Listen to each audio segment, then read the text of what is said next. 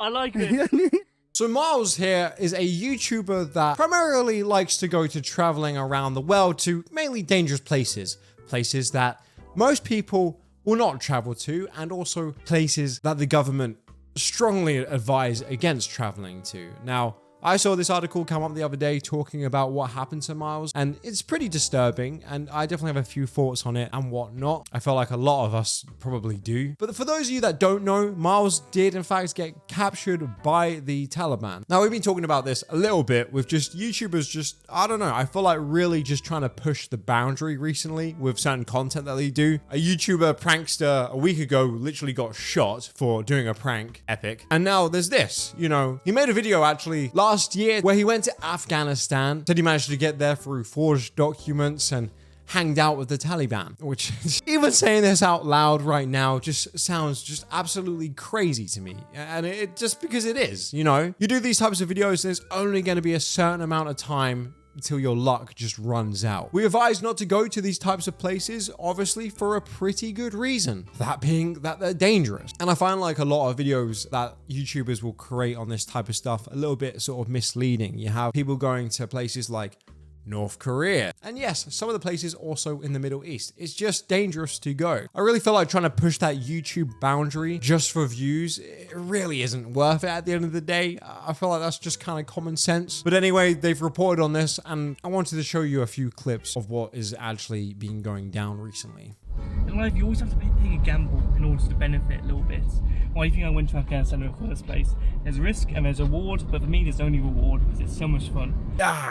Bro, that did not age very well. I feel like it's easy to sit here and like just keep having to go at the guy, but what's obviously happened now has happened. He's in their custody. I know they're trying to now work out talks to obviously get him back to the UK. And I don't want to create a video here just like laughing at the guy or anything like that, because I actually feel quite bad for his family mainly. Again, I wouldn't necessarily say I feel bad for him.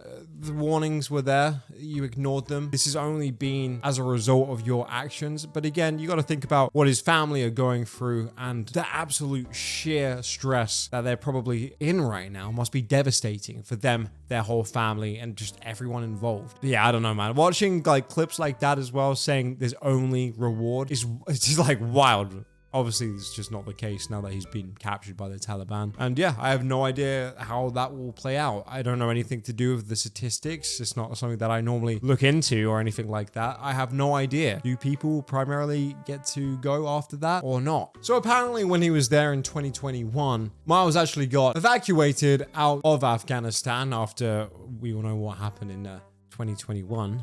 Over there. But he got arrested apparently for some of the stuff that he was posting online, and obviously I just don't think that they were very happy with that. He is actually being captured with another 2 guys. Apparently they got arrested for having a handgun in the safe, even though the handgun that they had, they claim was allowed. Obviously, I guess they changed their mind on that, and now they're all just captured basically, and now waiting for negotiations now, I suppose, to just take place. Though a negotiator working for the release of these last 2 men says the Taliban have allowed their families their first contact. We're pleased to inform and announce that there has been interaction and a phone call between the families directly and the 2 detained British men.